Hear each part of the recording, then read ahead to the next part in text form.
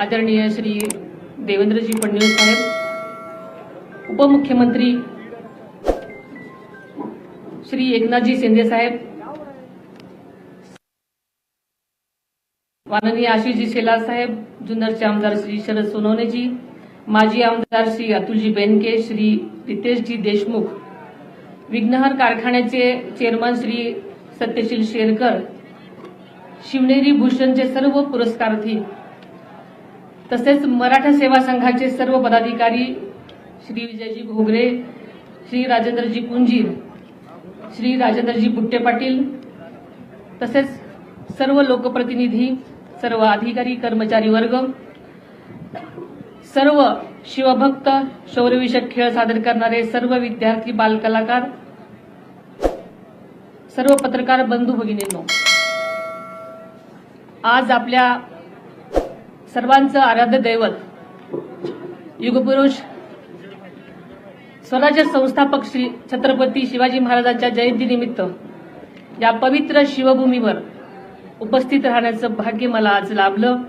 हा क्षण माझ्यासाठी अत्यंत महत्वाचा आणि अभिमानाचा आहे आणि तितकाच भावनिक सुद्धा.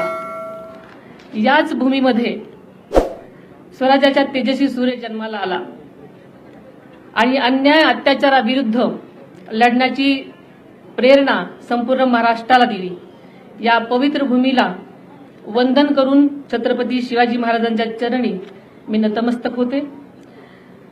आपल्याला माहिती आहे की शिवजयंती हा केवळ उत्सव नाही, तर स्वराज्य, स्वाभिमान आणि सुशासनाचा संकल्प दृढ करण्याचा दिवस आहे.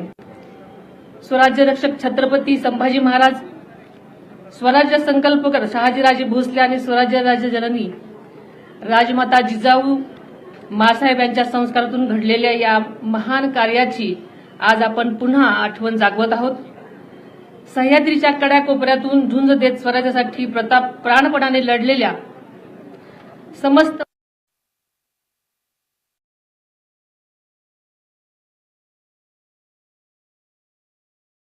कष्टकरी शिवाजी महाराज असं साकडं आई शिवाजी देवीच्या चरणी घालते. यापूर्वी अनेक वेळा शिवछत्रपतींना वंदन करण्यासाठी या पवित्र शिवनेरी किल्ल्यावर येण्याचं भाग्य मला लाभलं होतं. मात्र आजचा दिवस माझ्यासाठी अत्यंत वेगळा आणि जबाबदारीची जाणीव करून देणार आहे. नुकतीच मी उपमुख्यमंत्री पदाची शपथ घेतली. ज्या कठीण प्रसंग डोळ्यासमोर जिजाऊ मासाहेब उभ्या होत्या.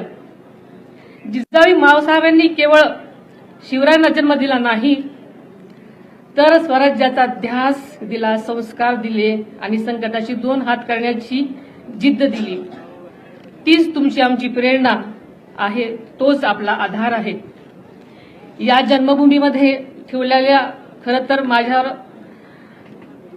या क्षणी काटा अंगावर आलेला आहे. छत्रपती शिवरायांनी मावळ्यांना दिलेली स्वराज्याची शपथ आठवली.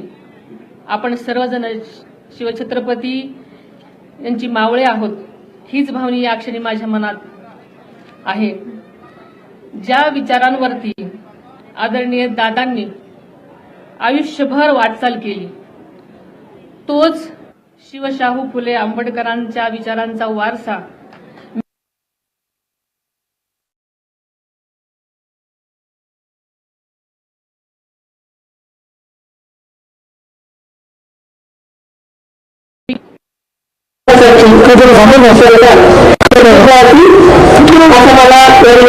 विश्वास व्यक्त करावा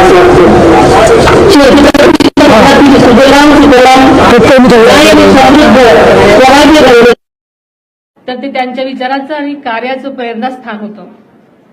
आज ज्या ठिकाणी उभी राहून मी भाषण करते, याच ठिकाणी आदरणीय दादांनी अनेक वेळा छत्रपती शिवाजी महाराजांना वंदन केलेलं आपण सगळ्यांनी पाहिलेलं आहे. स्वराज्याचा संदेश जनतेपर्यंत पोहोचवलेला आहे. या कार्यक्रमाचे संयोजक आणि आदरणीय दादा यांच्या मधला स्नेहाचा धागा अत्यंत अतूट आणि जिव्हाळ्याचा होता, हे आपल्या सगळ्यांना माहिती आहे. तोच स्नेह, तीच परंपरा आणि तो विचार आपण सर्वांनी मिळून यापुढेही तितक्याच ताकदीने आणि निष्ठेने जपायचा आहे. आदरणीय दादांना या पवित्र शिवनेरी किल्ल्याविषयी केवळ जिव्हाळाच नव्हता, तर या शिव जन्मभूमीचे सौंदर्य वाढावं, तिचा ऐतिहासिक वारसा जपला जावा आणि भावी पिढ्यांना अभिमानाने दाखवता यावा, यासाठी त्याने सातत्याने आटोकाट प्रयत्न केलेले आपल्या सर्वांच्या समोर आहेत. त्यांच्या पुढाकारातून शिवनेरी विकास आराखडा साकार झाल्याने या परिसराच्या सर्वांगीण विकासासाठी आवश्यक निधी उपलब्ध करून देण्यात आला. गेल्या वर्षीही युनेस्कोच्या जागतिक वारसा यादीमध्ये किल्ले शिवनेरीचा समावेश झाला आहे.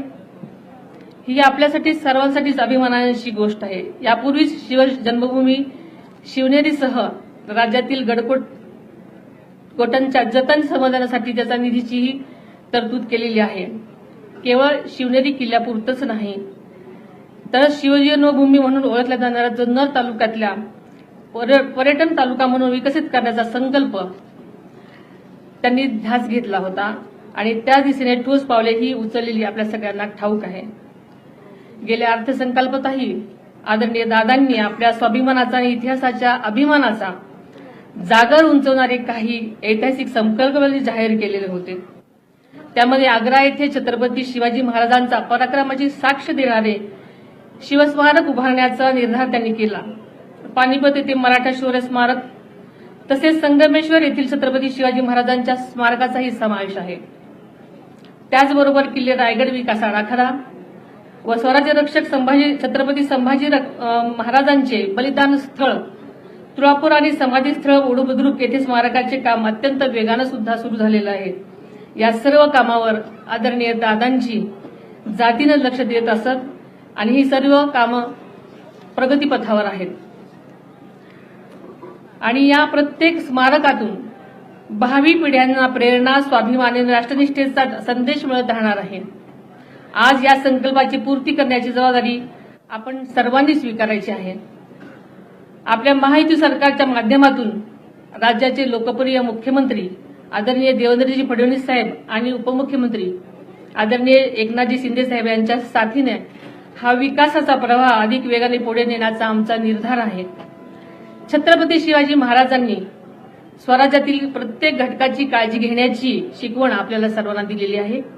महाराजांच्या त्याच विचारांवरती महायुती सरकार सुद्धा राज्यातल्या प्रत्येक घटकांची काळजी घेत पुढे वाटचाल करत आहे.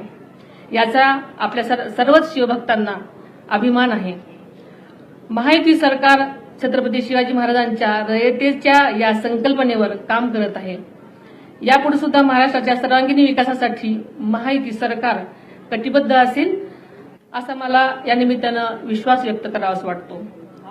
शिवछत्रपतीच्या स्वप्नातील सुजलाम सुफलाम न्याय आणि समृद्ध स्वराज्य घडवण्यासाठी महायुती सरकार कटिबद्ध आहे आणि त्यासाठी या कार्यासाठी आम्ही सर्व सातत्याने प्रयत्नशील राहू हा विश्वास मी आपल्या सर्वांना या शिवजन्मभूमीच्या साक्षीने व्यक्त करते.